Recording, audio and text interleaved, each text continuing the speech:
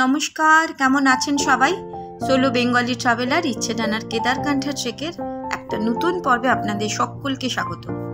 আগের পর্বে মা মেয়ে সংক্রি থেকে জুরেকি তালাব যাওয়ার যে অভিজ্ঞতা তা আপনাদের সাথে শেয়ার করেছিলাম। যারা দেখেননি তাদের জন্য ডেসক্রিপশন বক্সে লিঙ্ক দেওয়া রইল। চলুন তাহলে আজকের পর্বটি দেখে নিই। দিনটি ছিল 30শে ডিসেম্বর 2021। আমরা জুরেকি তালাবে ব্রেকফাস্ট সেরে সকাল প্রায় 8টা নাগাদ রওনা দিয়েছিলাম কেদারকান্ঠা বেস ক্যাম্পের উদ্দেশ্যে। প্রায় 3 ঘন্টা ট্রেক করে আমরা পৌঁছেছিলাম কেদারকান্ঠা বেস ক্যাম্প। উচ্চতা ছিল 11,250 ফিট। এই যে যাদের দেখছেন সেই বাঙালি ছটফটে ছেলেমেয়ে। কোথাও বরফ, কোথাও বা কাদায় একদম প্যাচ প্যাচ করছিল। এই যে দেখুন টেন্টগুলো যেন কেউ ছবির মতন সাজিয়ে রেখেছিল। অপূর্ব সুন্দর চারিদিকটা, এত সুন্দর যে আমি ভাষায় বোঝাতে পারবো না। আমরা যখন বেস ক্যাম্পে পৌঁছালাম তখন আমাদের পোর্টার আমাদের রুকস্যাকগুলোকে এইভাবে এক জায়গায় জড়ো করে রেখেছিল। আমরা যে যার নিজের রুকস্যাক নিয়ে নিজের টেন্টে রেখে দিয়েই বেরিয়ে পড়েছিলাম চারিদিকটা একটু ঘুরে বেড়ানোর জন্য। দূর থেকে হিমালয়ের বিভিন্ন পিকগুলো, স্বর্গরোহিণী, বান্দারপোচ, কালানাগ অল্প অল্প করে দেখা যাচ্ছিল। আমার ক্যামেরায় কতটা ধরা পড়েছে আমি জানি না, কিন্তু দূর থেকে তাদের দেখতে পেয়েছিলাম। এই যে যেটা দেখছেন সেইটি ছিল আমাদের সামিট পয়েন্ট। এই যে নীল বড় বড় টেন্টগুলো দেখছেন এইগুলো ছিল কিচেন টেন্ট। বিভিন্ন কোম্পানি তাদের টেন্টগুলোকে আগে থেকেই ওখানে লাগিয়ে রেখেছিল। এই যে ছোট্ট নীল রঙের টেন্টটি দেখছেন এটি ছিল আমাদের টেন্ট। আর এই যে ক্যাম্প অন গিয়ার এগুলো কোম্পানি রেখে দিয়েছিল যে যার সাইজ অনুযায়ী নিয়ে নেওয়ার জন্য।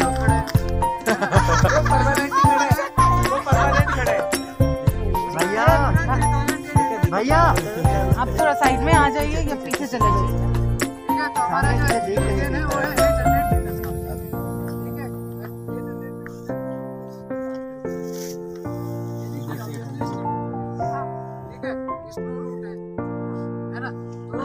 कहीं पे हार्ड स्नो होगी, कहीं पे आइस होगा, कहीं पे रॉक होगा।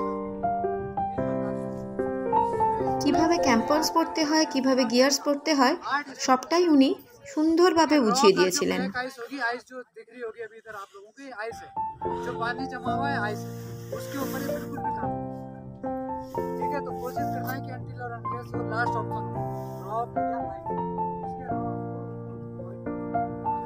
গাইড বলেই রেখেছিলেন রাত 2টো হলেও ব্রেকফাস্ট করে তবেই কিন্তু আমাদের ট্রেকিং শুরু করতে হবে, নাহলে সাবমিট পর্যন্ত পৌঁছানো এবং সেখান থেকে ফিরে আসা কিন্তু অসম্ভব হয়ে যাবে। জলের বোতল ভরে ঠান্ডায় কাঁপতে কাঁপতে হেডল্যাম্প জ্বালিয়ে আমাদের সাবমিটে যাত্রা শুরু। তত উপর দিকে উঠছিলাম চাঁদটাকে মনে হয় ছুঁতে পারব, এরকমই মনে হচ্ছিল। চারিদিকটা বরফে মোড়া, কোথা থেকে উঠছিলাম নিজেরাও বুঝতে পারছিলাম না। গাইডের পরামর্শে শুধু হেঁটে চলা। সূর্যোদয়ের আলো এসে পড়ল আমাদের চোখে। সাবমিট পয়েন্ট থেকে প্রথম সূর্যোদয় জীবনের কোনোদিনই ভোলার নয়।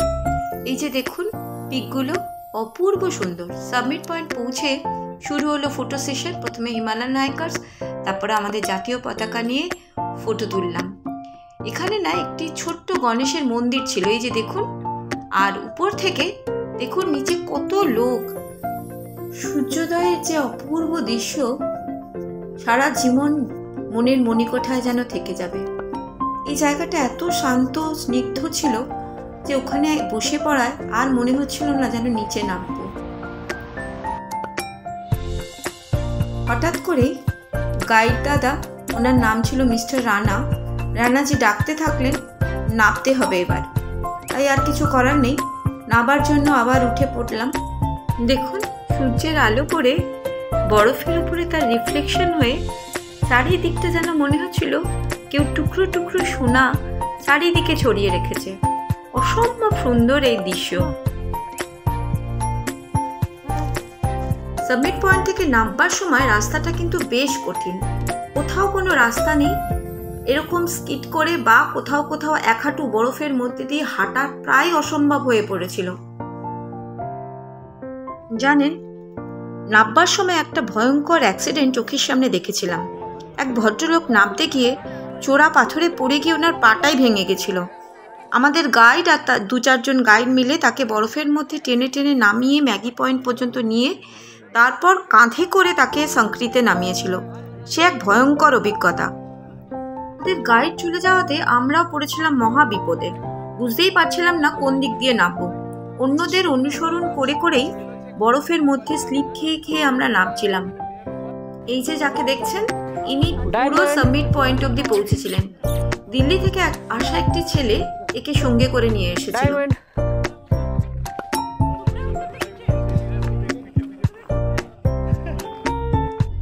এটি ছিল নেমে আসার পরে প্রথম ম্যাগি পয়েন্ট। যখন আমরা উঠছিলাম তখন তো চারিদিকটা অন্ধকার ছিল, তাই এখানের ম্যাগি পয়েন্ট কোথায় ছিল কিছু বুঝতে পারিনি, চারিদিকটা অন্ধকার। নামবার সময় এটিকে বুঝেছিলাম।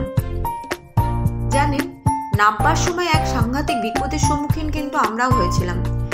প্রথমে 6 তলা প্রায় উচ্চতা থেকে যখন আমরা নামছি তখন তো স্কিট করা ছাড়া আর কোনো উপায় নেই, কেন হেঁটে নামা যাচ্ছিল না। আমি তো প্রথমে নেমে গেছি, এবার নেমে আমি দাঁড়িয়েছিলাম আর মেয়েকে তখন বলছি তুই নাম, কিন্তু ও তো তখনও ছোট, কিভাবে স্লিপ করে কতটা পায়ের কন্ট্রোলের স্পিডটাকে কন্ট্রোল করতে হয় সেটা ও তখনও বুঝে উঠতে পারেনি। ওর স্পিডটা এত বেড়ে গেছিল, যেখানটায় আমি দাঁড়িয়েছিলাম সেই জায়গাটা ছাড়িয়েও প্রায় অনেকটা নিচের দিকে চলে যাচ্ছিল। ওখানে একটা ছেলে দাঁড়িয়েছিল, অচেনা একটি ছেলে, সে বসে পড়ে আমার মেয়েকে কোনো মতে আটকেছিল। সেই ঘটনা মনে পড়লে আজও আমার বুকটা শুকিয়ে যায়। তাই সকলকে অনুরোধ করব, গাইডের পরামর্শ ছাড়া এমন কিছু করবেন না যাতে নিজে বিপদে পড়েন, অন্যদেরও বিপদে ফেলে দেন। ভগবানের দয়ায় কোনো মতে বিপদ কাটিয়ে আমরা পৌঁছালাম বেস ক্যাম্প এবং সেখান থেকে লাঞ্চ সেরে আমরা পৌঁছালাম হারগাঁওতে। হারগাঁওয়ে পৌঁছাতে পৌঁছাতে প্রায় বিকেল গড়িয়ে সন্ধে। भिंडी है क्या आज? और पहाड़ी भिंडी, यहाँ पे गए पापड़, वाह। और वहाँ पे गर्म पानी, ओ सर मस्त पहाड़ी खाना। সত্যি পাহাড়ি খাবার এত সুস্বাদু, তখন ডাল ভাতই যেন আমাদের কাছে অমৃত লাগছিল। আমরা যাকে ডাল ভাত বলি ওখানে সেটাকেই বলা হয় রাজমা চাউল। আর যে পোটাররা এইগুলো নিয়ে এসেছিল এত দূর থেকে এই খাদ্য সামগ্রী এবং তা এত সুস্বাদু খাবার তৈরি করে আমাদের খেতে দিচ্ছিল, তাদের কাছে সত্যিই আমরা কৃতজ্ঞ। সত্যি আমি কোনোদিন ভাবতে পারিনি পাহাড়ের এত উঁচুতে বসেও এত সুস্বাদু খাবার খেতে পারবো। আর এই যে হারগাঁওতে বরফ প্রায় ছিলই না, যেখানে যেখানে বরফগুলো গলে গেছিল সেখানে কাদায় এত স্লিপারি হয়েছিল যে মাঝে মাঝেই কেউ না কেউ পা স্লিপ করে পড়েই যাচ্ছিল। এই হারগাঁওতে 31 ডিসেম্বর আমরা প্রায় সকলেই জেগেই কাটিয়েছিলাম, খুব মজা করেছিলাম সেদিন। পরের দিন 1 জানুয়ারি নতুন বছর আমরা ট্রেক করে নেমে এলাম সাংক্রিতে।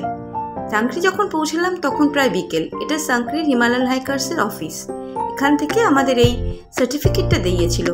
পরের দিন সকালবেলা সাংক্রি থেকে আমরা দেরাদুনের উদ্দেশ্যে রওনা দিয়েছিলাম।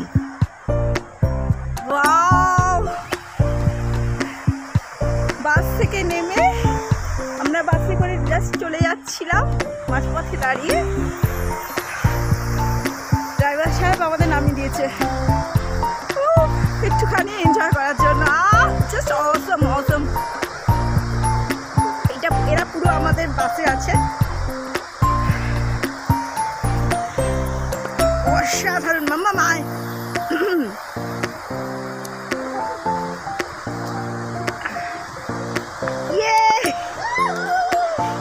এরা সবাই দিল্লি থেকে এসছে,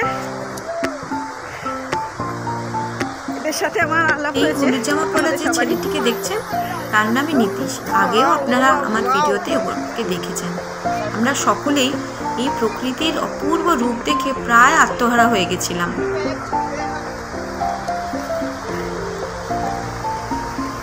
অসাধারণ।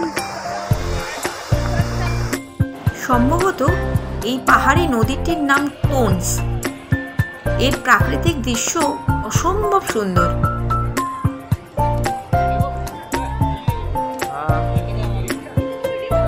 কিছুক্ষণ এই টোনস নদীর ধারে কাটিয়ে আমরা রওনা হলাম দেরাদুনের উদ্দেশ্যে। ছোট ছোট পাহাড়ি গ্রাম দেখতে দেখতে। ভিডিওটা কেমন লাগলো জানাবেন, ভালো লাগলে একটা লাইক করে দেবেন। সকলে ভালো থাকবেন, সুস্থ থাকবেন, সাবধানে থাকবেন।